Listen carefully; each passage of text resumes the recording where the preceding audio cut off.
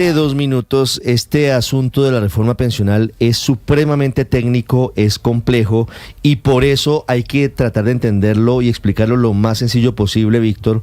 ¿Qué significa en la práctica lo que está planteando el presidente de la República? El Senado aprobó un asunto que es complejo de explicar, pero que hemos tratado de hacerlo en los últimos días, y es que todos los colombianos que ganan hasta 2,3 salarios mínimos deben cotizar para pensión en Colpensiones, que es el sistema público. Sí, señor. Ese fue el acuerdo que logró el gobierno con los liberales y la U para que le aprobaran la reforma. Y anoche el presidente dice que va a insistir para que en la Cámara, porque a esto le faltan 2 debates todavía, se suba ese umbral para que todos los colombianos que ganen hasta 4 salarios mínimos coticen en Colpensiones y no en los fondos privados. ¿Eso qué significa en la práctica, Víctor? Ricardo, con un ejemplo, si una persona, cuando hablamos de 4 salarios mínimos hoy, a precios de hoy, estamos hablando de 5.200.000 pesos. Entonces, cualquier colombiano que tenga ingresos por debajo de ese monto de 5.200.000 pesos obligatoriamente hará cotizaciones en Colpensiones, ¿sí? Con esta nueva propuesta del presidente Petro sobre los 4 salarios mínimos. Pero si hay una persona que se gana 6 millones de pesos, por ejemplo, hoy, sus primeros 5.200.000 obligatoriamente se cotizan en Colpensiones y los 800.000 pesos restantes se cotizarán en un fondo privado de pensiones. Más o menos esa es la explicación para la gente. Ahora, la de fondo es, ¿cuál es la importancia de eso, Ricardo? Entre más alto sea el umbral, por eso el presidente lo está subiendo, más plata recibirá el régimen público. Son billones de pesos el gobierno de las cotizaciones de quienes antes estaban en los fondos privados de pensiones si esta reforma se llega a aprobar. Entre más bajito sea el umbral, menos plata recibe el régimen público. Entre más alto sea el umbral, al llegar de más plata, el gobierno se podría gastar o invertir más dinero de esas cotizaciones de la gente en programas sociales, por ejemplo. Por eso mismo, el ahorro pensional, Ricardo, se podría acabar más rápido. Además, tener un umbral más alto significa que quienes logren una pensión en Colpensiones van a recibir un subsidio más alto sobre muchas más personas que ahora estarán obligatoriamente en este régimen público. Es decir, que en el mediano y largo plazo, esto tendría un costo fiscal más grande, haciendo más insostenible nuestro sistema pensional y haciendo que los ajustes en unos años puedan eventualmente llegar a ser más duros para los jóvenes en cierto momento. Aquí hay que tener también en cuenta, Ricardo, sí, el impacto de esta decisión de tener un umbral más alto sobre las AFP, sobre las administradoras de los fondos de pensiones,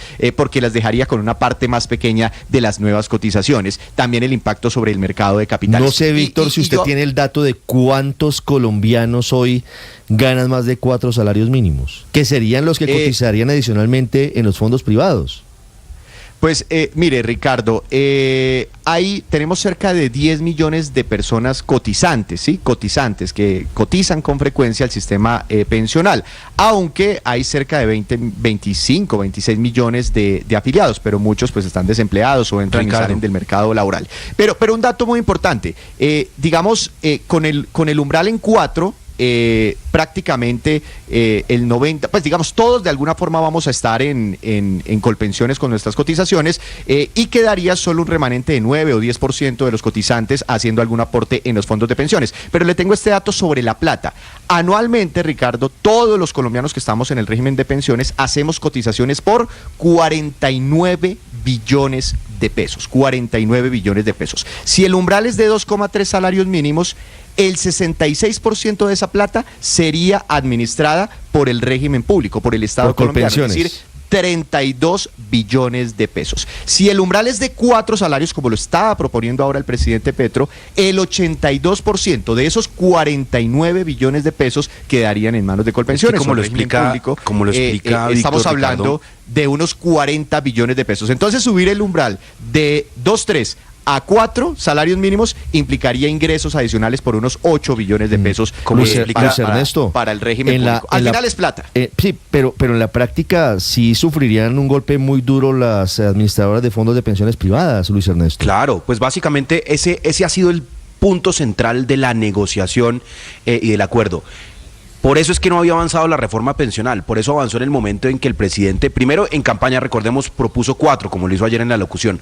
Después ya en el texto de primer debate habían bajado a 3, perdón. Y lo que destrabó el debate en la plenaria del Senado fue justamente bajarlo a 2,3. Y como lo explica Víctor, ese es el nudo gordiano de la discusión. ¿Por qué? Porque entre más alto sea el umbral, pues ahí hay menos sistema privado. Entre más alto sea el umbral, pues menos sistema privado de ahorro individual va a existir. Entre más alto sea el umbral, más fuerte es el pilar público, más fuerte es el componente de Colpensiones. Hay algunos que les gusta eso, otros que no les gusta.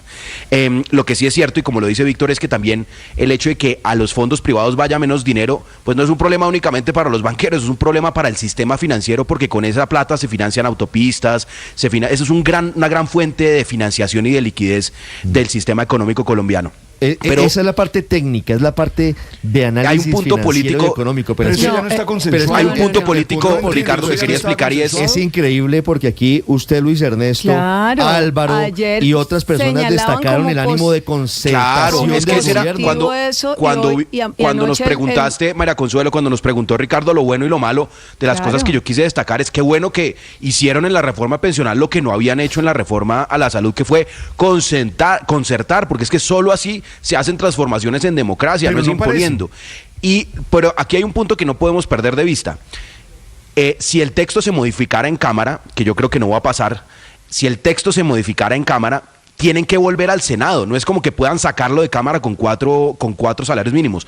Implicaría una conciliación entre la Cámara y el Senado tendría que votar en plenaria nuevamente ese umbral de 4, y yo no entendería cómo las personas que durante 6 meses pararon la reforma porque no estaban de acuerdo con el umbral propuesto por el gobierno en el Senado, de un momento a otro les va a parecer que 4 sí está bien. Entonces, eso es una forma indirecta de hundir la propia reforma del gobierno. No, si ellos insisten en eso, impresionante. yo la verdad lo que creo, Ricardo, y con No- esto no entiendo concluyo, la es que lo jugada que está haciendo el política del presidente, No, rompiendo, lo que está haciendo el presidente es dinamitando mandarle puentes. un mensaje a la CUT, está mandándole un mensaje a las centrales obreras diciendo: yo sé que eso para ustedes es importante, voy a insistir, especialmente porque los necesita movilizar el 1 de mayo. Pero ahí yo veo pocas nueces, la verdad. Sí, pero ¿a cuento de qué, Luis Ernesto? ¿A cuento de patear la incipiente concertación que había tenido? Claro, la base del presidente Petro son los sindicatos y los sindicatos no están contentos con ese umbral, pero en una locución patear la mesa de esa forma es muy complicado. Ya sigo con el debate con ustedes, 7-10 minutos.